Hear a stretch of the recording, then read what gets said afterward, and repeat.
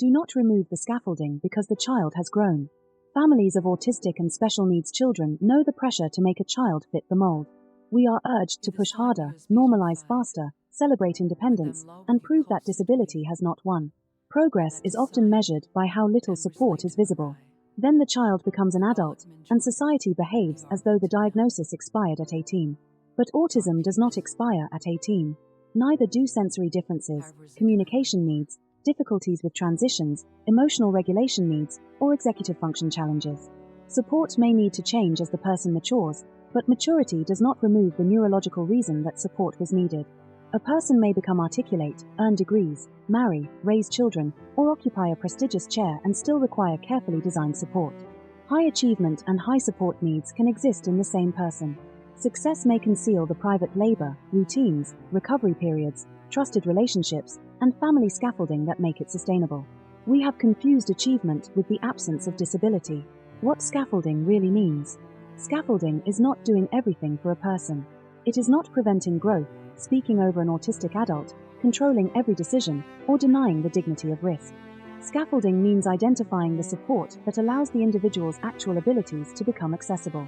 A building under construction may be entirely sound, but scaffolding allows work to continue safely at height. Removing it does not prove the strength of the building. If it is removed at the wrong stage, it merely introduces unnecessary danger. For one person, support may mean a visual schedule. For another, written instructions rather than hurried verbal directions. It may mean a trusted person attending an important meeting, assistance with correspondence, recovery time after public engagements, advance warning of change, or someone separating an overwhelming problem into manageable steps. The form of support may become more adult, private, and collaborative, but the underlying need may remain. Subscribe to our YouTube channel and share Mercy daily. The fluctuation of capability. A person may possess a skill and still be unable to access it consistently. That distinction is essential. Knowing how to complete a task is not the same as being able to initiate it during overload. Understanding a problem is not the same as organizing a response while distressed. Being highly articulate is not the same as explaining what is happening internally during a crisis. An autistic adult may be capable, intelligent, and responsible while still needing help at particular points of pressure. Scaffolding is not velcroing. Families are sometimes accused of clinging unnecessarily and creating dependence. That language is often used without asking what the family knows. A mother may know that her adult child can perform brilliantly in a structured setting but becomes disorientated when plans change suddenly. A sibling may recognize the slight alteration in speech that appears before shutdown. A partner may know that simple correspondence becomes impossible after several days of sensory and social overload. What outsiders call over-involvement may sometimes be informed support built from years of observation. Of course, family involvement must not become control. Autistic adulthood includes privacy, consent, self-determination, and the right to make decisions that relatives would not choose. Scaffolding must never become surveillance. But we should not confuse autonomy with isolation. Healthy autonomy means having meaningful control over one's life, including the right to choose assistance. Senior professionals have assistants. Public figures have advisors. Academics rely on administrators. Society calls that efficiency. When an autistic adult receives comparable help from a mother, partner, or sibling, it may be called dependence. The difference is often not the nature of the support. It is the stigma attached to disability. Support must evolve, not disappear. The question should not be, when will all support stop? Better questions are, what support is still useful? What should now be done differently? What can the person manage independently? What assistance do they freely choose? Which warning signs should trusted people understand? And how can support preserve both safety and dignity? The parent who once telephoned the school may later help the adult prepare for an employment meeting. The visual timetable may become a shared digital calendar. Direct supervision may become a brief daily check-in. Speaking on the child's behalf may become helping the adult draft their own message. The scaffolding matures with the person.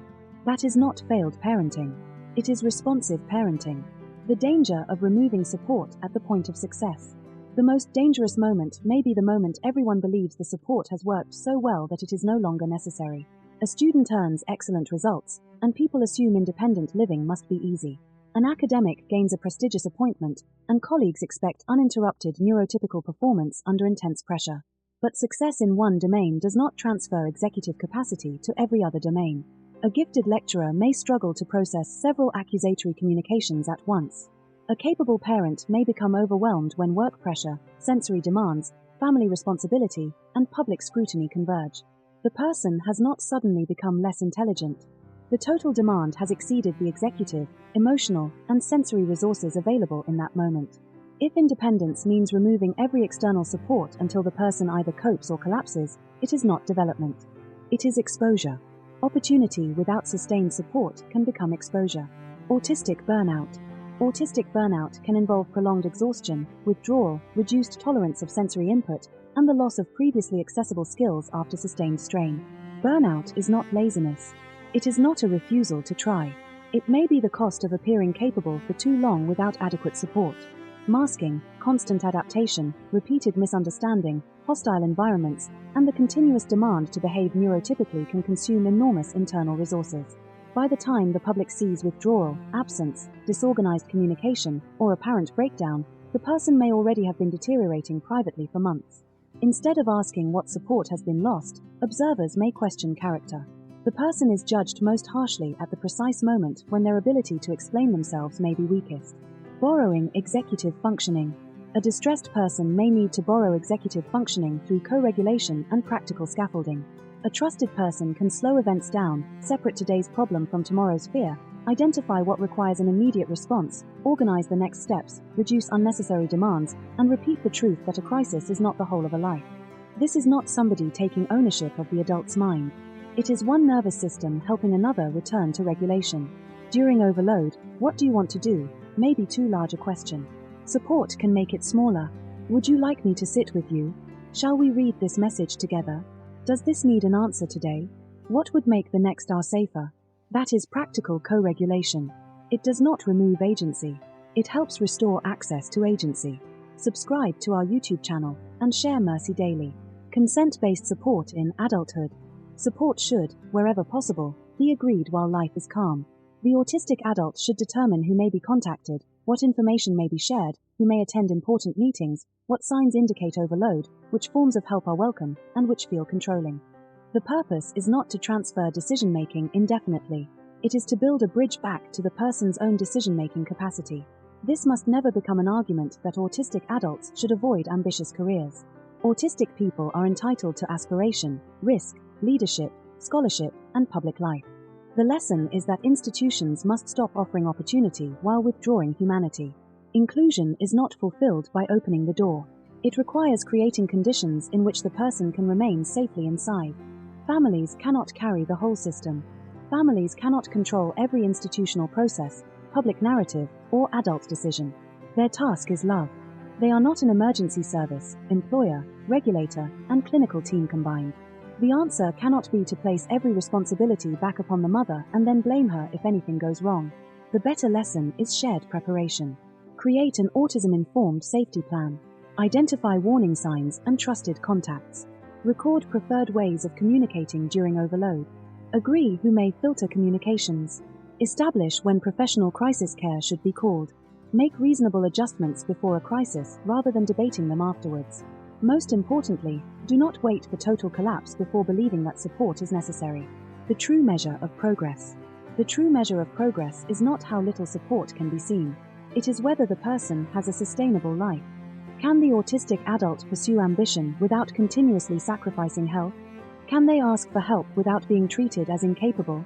Can support increase during difficult periods and recede when it is no longer needed? Can institutions recognize fluctuating capacity without withdrawing dignity? A scaffold is successful not because it disappears at the earliest opportunity, but because it enables something valuable to stand. The child has grown. The language of support must grow. The boundaries must grow. Consent must become central. Agency must be honored. But do not remove the scaffolding merely because the child has become an adult. Sometimes what looks like dependence from the outside is the carefully constructed support that has made achievement, leadership, and family life possible. Because of the Lord's great love we are not consumed, for his compassions never fail. They are new every morning. Great is your faithfulness. Visit us every day at MothersFaith.xyz and speciallymadeshop.com. This film was created by Susanna Sunday. A mother's journey of faith, autism, and self-discovery. Copyright 2026, Susanna Sunday. All rights reserved.